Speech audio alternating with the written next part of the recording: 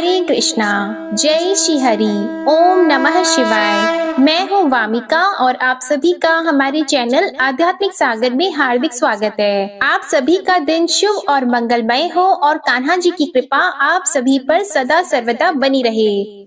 मार्गशीर्ष मास महात्म्य में आज आप सुनेंगे अध्याय 11। इससे पहले के अध्याय में आपने सुना था कि किस प्रकार देवियां भूतल पर अलग अलग रूपों में गोपियां बनी और भगवान श्री कृष्ण ने उन्हें क्या आदेश दिया। आज आप सुनेंगे अन्य देवताओं का भूतल पर प्रकट होने का वर्णन। भगवान श्री कृष्ण ने कहा कि समस्त देवताओं के अंश अब भूतल पर जाएं। ब्राह्मण वे राजकुमार होकर युद्ध में मेरे सहायक बनेंगे। कमला की कला से 16,000 राजकन्याएं प्रकट होंगी। वे सब की सब मेरी रानियां बनेंगी। वे धर्म देव अंश रूप से पांडु पुत्र युधिष्ठिर होंगे।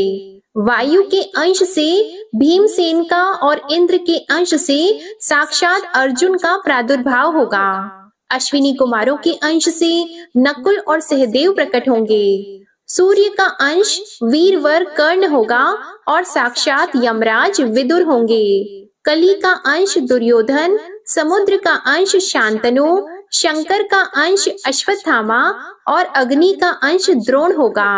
चंद्रमा का अंश अभिमन्यु के रूप में प्रकट होगा। स्वयं वसु देवता भीष्म होंगे। कश्यप के अंश से वसुदेव और अदिति के अंश से देवकी होंगी। वसु के अंश से नंद गोप का प्रादुर्भाव होगा।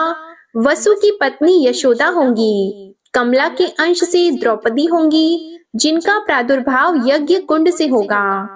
अग्नि के अंश से महाबली धृष्टद्युम्न का जन्म होगा। शतरूपा के अंश से सुभद्रा होंगी, जिनका जन्म देवकी के गर्भ से होगा। देवता लोग भारहारी होकर अपने अंश से पृथ्वी पर अवतीर्ण हो। इसी प्रकार देव पत्नियां भी अपनी कला से भूतल पर पधारे। नारद ऐसा कहकर भगवान श्री कृष्ण चुप हो गए। वह सारा विवरण सुनकर प्रजापति ब्रह्मा वहां अपने स्थान पर जा बैठे। देवर्षि श्री कृष्ण के बाएं भाग में वांग देवी सरस्वती थी, दाहिने भाग में लक्ष्मी थी। अन्य सब देवता और पार्वती देवी सामने थी। गोप और गोपियां भी उनके सम्मुख ही बैठी थी। श्री राधा श्याम सुंदर के वक्ष स्थल में विराजमान थी। इसी समय ब्रजेश्वरी राधा अपने प्रियतम से बोली। राधिका जी ने कहा, नाथ मैं कुछ कहना चाहती हूँ। प्रभु इस दासी की बात सुनो।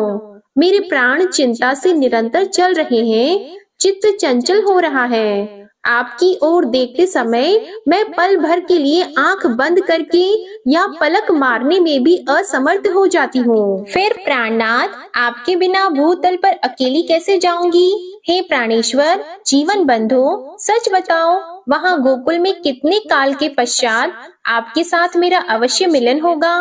आपको देखे बिना एक निमेष भी मेरे लिए 100 युगों के समान प्रतीत होगा।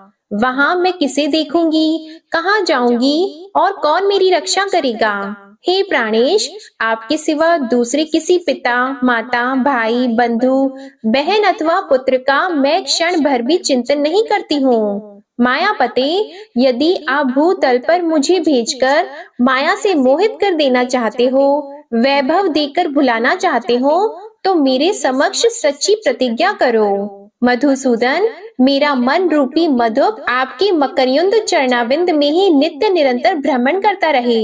जहाँ जहाँ जिस योनि में भी मेरा जन्म हो, वहाँ वहाँ आप मुझे अपना स्मरण एवं मनोवांछित दास्य भाव प्रदान करोगी। मैं भूतल पर कभी भी इस बात को न भूलूं कि आप मेरे प्रियतम श्री कृष्ण हो। मैं आपकी प्रेयसी राधिका हूँ और हम दोनों का प्रेम सौभाग्य शाश्वत है। प्रभु यह उत्तम वर मुझे अवश्य दो।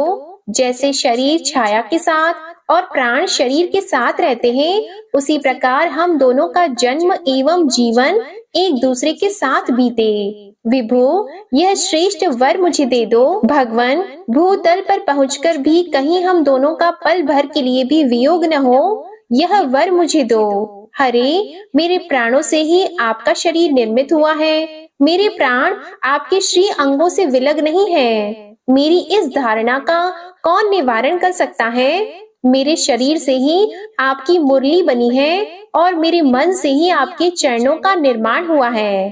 तात्पर्य यह है कि मैं आपकी मुरली को अपना शरीर मानती हूँ और मेरा मन आपके चरणों से कभी विलग नहीं होता। संसार में कितने ही ऐसे स्त्री पुरुष हैं जो सामने एक दूसरे की स्तुति करते हैं, परंतु कहीं भी अपने प्रियतम में निरंतर आसक्त रहने वाली मुझ जैसी प्रेयसी नहीं है। आपके शरीर के आधे भाग से किसने मेरा निर्माण किया है?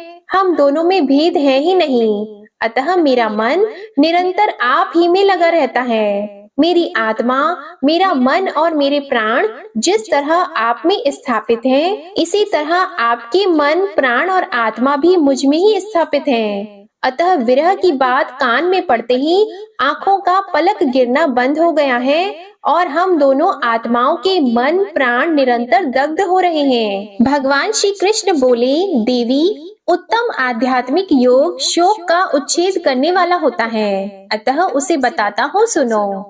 यह योग योगींद्रों के लिए भी दुर्लभ है। सुंदरी, देखो, सारा ब्रह्मांड आधार और आधेय के रूप में विभक्त है। इनमें भी आधार से अलग आधेय की सत्ता संभव नहीं है। फल का आधार फूल, फूल का आधार पल्लव, पल्लव का आधार है तना या डाली तथा उसका भी आधार स्वयं वृक्ष है। वृक्ष का आधार अंकुर है जो बीज की शक्ति से संपन्न होता है। उस अंकुर का आधार बीज है, बीज का आधार पृथ्वी है, पृथ्वी के आधार शेषनाग है, शेष के आधार कच्छप है और कच्छप का आधार वायु है और वायु का आधार मैं हूँ। मेरी आधार स्वरूपा आप हो, क्योंकि मैं सदा आप में ही स्थित रहता हूँ। तुम शक्तियों का समूह और मूल प्रकृति ईश्वरी हो। शरीर रूपिणी तथा त्रिगुणाधार स्वरूपिणी भी तुम ही हो। मैं तुम्हारा आत्मा निरीह हूँ,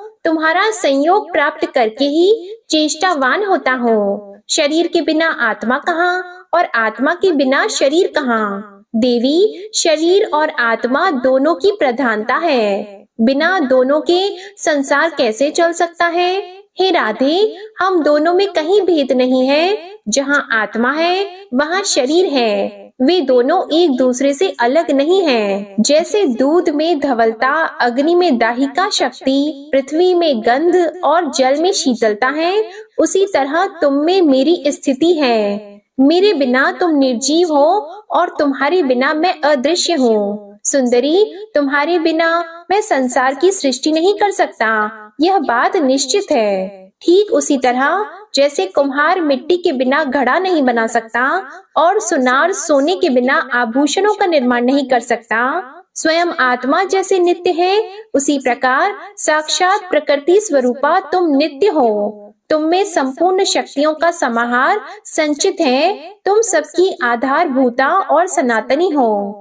लक्ष्मी, सरस्वती, पार्वती, ब्रह्मा, शिव, शेषनाग और धर्म, ये सब मेरे प्राणों के समान हैं, परंतु तुम मुझे प्राणों से भी बढ़कर प्यारी हो। राधिके, ये सब देवता और देवियां मेरे निकट हैं, परंतु तुम यदि इनसे अधिक न होती तो मेरे वक्ष स्थल में कैसे विराजमान हो सकती थी? सुशीले, राधे, आंसू बहाना छोड़ो, साथ ही इस निष्फल भ्रम का परित्याग करो। शंका छोड़कर निर्भीक भाव से वृषभानु के घर में पधारो। हे सुंदरी, 9 मास तक कलावती के पेट में स्थित गर्भ को माया द्वारा वायु से भरकर रोके रहो। 10वां महीना आने पर तुम भूतल पर प्रकट हो जाना।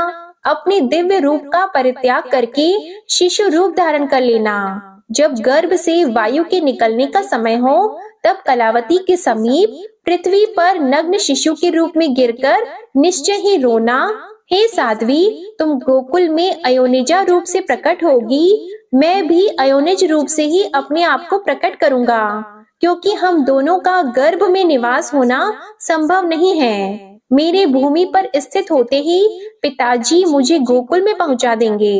वास्तव में कंस के भय का बहाना लेकर मैं तुम्हारे लिए ही गोकुल में जाऊंगा। कल्याणी, तुम वहाँ यशोदा के मंदिर में मुझ नंद नंदन को प्रतिदिन आनंद पूर्वक देखोगी और हृदय से लगाओगी। राधिके, मेरे वरदान से तुम्हें समय पर मेरी स्मृति होगी और मैं तुम्हारे साथ वृंदावन में नित्य स्वच्छंद विहार करूंगा। सुशीला आदि जो 33 तुम्हारी सखियां हैं, उनके तथा अन्य अन्य बहुसंख्यक गोपियों के साथ तुम गोकुल में पधारो। असंख्य गोपियों को अपने अमृतोपम एवं परिमित वाणी द्वारा समझा बुझाकर आश्वासन देकर गोलोक में ही रहकर तुम्हें गोकुल में जाना है। राधिके, मैं भी इन असंख्य गोपों को यहीं स्थापित करके पीछे से वसुदेव के निवास स्थान मथुरापुरी में पदार्पण करूंगा। मेरे प्रिय से प्रिय गोप बहुत बड़ी संख्या में मेरे साथ क्रीड़ा के लिए ब्रज में चलें और वहां गोपों के घर में जन्म लें। नारद, यूं कहकर श्री कृष्ण चुप हो गए। देवता, देवियां, गोप और गोपियां वहीं ठहर गईं। ब्रह्मा, शिव, धर्म, शेषनाग, पार्वती, लक्ष्मी और सरस्वती ने बड़ी प्रसन्नता के साथ परात्पर श्री कृष्ण का स्तवन किया। उस समय उनके विरह ज्वर से व्याकुल एवं प्रेम विह्वल गोपों और गोपियों ने भी चरणों में मस्तक झुकाया। विरह ज्वर से कातर हुई पूर्ण मनोरथा राधा ने भी अपने प्राण अधिक प्रियतम हृदय वल्लभ श्री कृष्ण का भक्ति भाव से स्तवन किया। उस समय श्री राधा के नेत्रों में आंसू भरे हुए थे। वे अत्यंत दीन और भय से व्याकुल दिखाई देती थीं। उन्हें इस अवस्था में देखकर स्वयं श्री हरि अर्थात श्री कृष्ण ने सांत्वना देने के लिए यह बात कही। श्री कृष्ण बोले, प्राण आदि के महादेवी, सुस्थिर हो जाओ, भय का त्याग करो। जैसी तुम हो वैसा ही मैं हूँ। मेरे रहते तुम्हें क्या चिंता है? श्री राम के शाप की सत्यता के लिए कुछ समय तक मेरे साथ तुम्हारा वियोग रहेगा।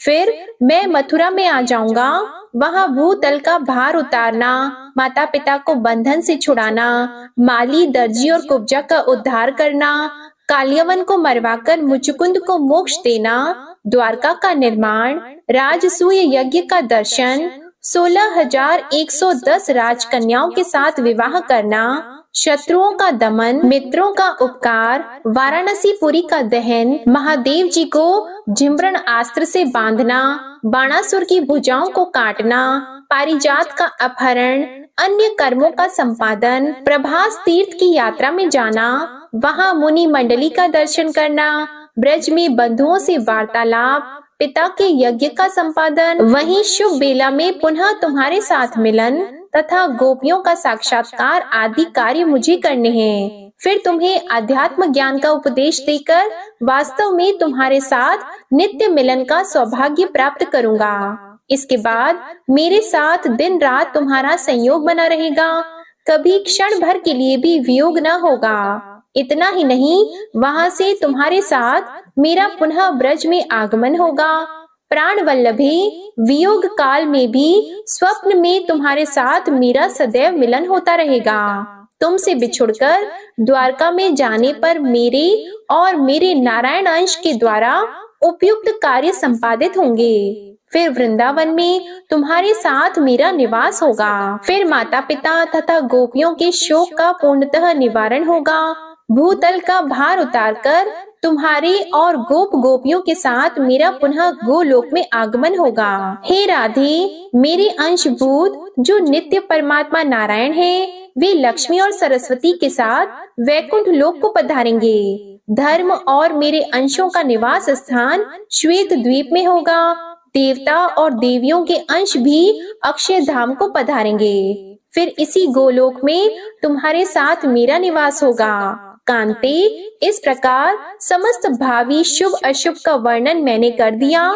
मेरे द्वारा जो निश्चय हो चुका है उसका कौन निवारण कर सकता है? फिर श्री हरि ने देवताओं और देवियों से समयोचित बात कही। देवताओं, अब तुम लोग भावी कार्य की सिद्धि के लिए अपने अपने स्थान को जाओ। हे पार्वती, तुम अपने दोनों पुत्रों तथा स्वामी के साथ कैलाश को जाओ। मैंने जो कार्य तुम्हारे जिम्मे लगाया है वह सब यथा समय पूरा होगा। ब्रजेश्वरी राधे, गणेश जी को छोड़कर शेष छोटे बड़े सभी देवताओं और देवियों का कला द्वारा भूतल पर अवतरण होगा। फिर लक्ष्मी, सरस्वती और श्री राधा सहित पुरुषोत्तम श्री हरि को भक्ति भाव से प्रणाम करके सब देवता आनंद पूर्वक अपने अपने स्थान को चले गए। श्री हरि ने जिस कार्य का आयोजन किया था उसे सफल बनाने के लिए वे व्यग्रता पूर्वक भूतल पर पधारे, क्योंकि स्वामी का बताया हुआ स्थान देवताओं के लिए भी दुर्लभ था। भगवान श्री कृष्ण ने राधा रानी से कहा, हे प्रिये, तुम पूर्व निश्चित गोप गोपियों के समुदाय के साथ वृषभानु के निवास गृह को पधारो। मैं मथुरापुरी में वसुदेव के घर जाऊंगा, फिर कंस के भय का बहाना बनाकर गोकुल में तुम्हारे समीप आ जाऊंगा।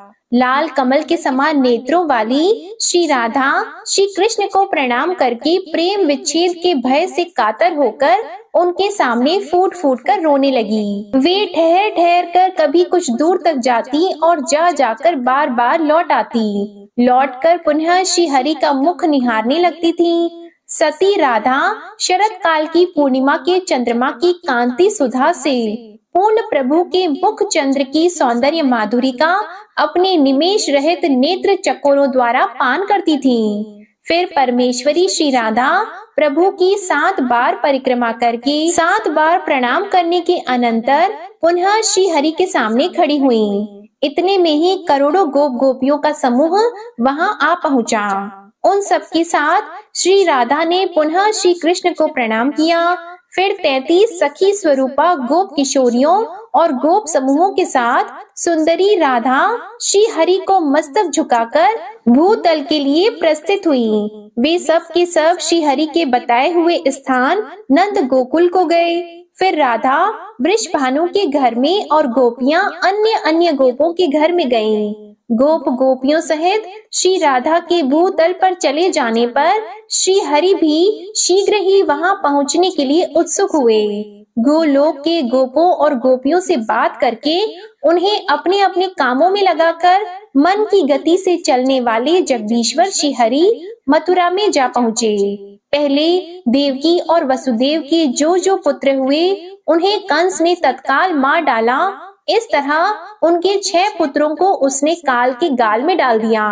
देवकी का 7वां गर्भ शेषनाग का अंश था, जिसे योग माया ने खींचकर गोकुल में निवास करने वाली रोहिणी जी के गर्भ में स्थापित कर दिया। फिर वह श्री हरि की आज्ञा से चली गई। जय श्री कृष्णा। अगले अध्याय में आप श्री कृष्ण के जन्म वृतांत का वर्णन सुनेंगे। अब सुनिए श्री कृष्ण चालीसा पाठ। बंशी शोभित कर मधुर, नील जलद तन श्याम, अरुण अधर जनुबिंब फल, नयन कमल अभिराम, पूर्ण इंद्र अरविंद मुख, पीतांबर शुभ साज, जय मनमोहन मदन छवि, कृष्ण चंद्र महाराज। जय यदुनंदन जय जगवंदन, जय वसुदेव देवकी नंदन, जय यशोदा सुत नंद दुलारे, जय प्रभु भक्तन की दृग तारे, जय नट नागर नाग नथैया, कृष्ण कन्हैया धेनु चरैया, पुनि नख पर प्रभु गिरिवर धारो, आओ दीनन कष्ट निवारो, वंशी मधुर अधर धरि टेरो, होवे पूर्ण विनय यह मेरो, आओ हरि पुनि माखन चाखो, आज लाज भारत की राखो, गोल कपोल चिबुक अरुणारी, मृदु मुस्कान मोहिनी डारी, राजित राजीव नयन विशाला,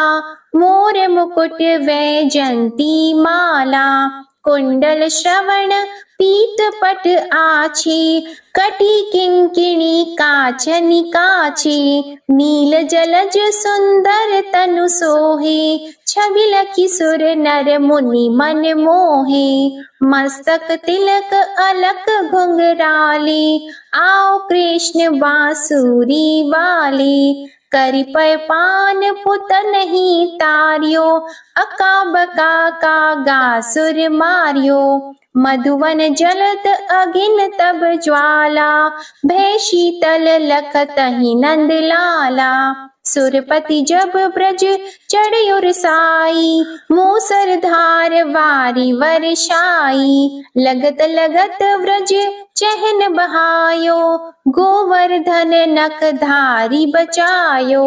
लखी यशोदा मन भ्रम अधिकाई, मुख मंद 14 भुवन दिखाई। दुष्ट कंस अति उधम मचायो, कोटि कमल जब फूल मंगायो।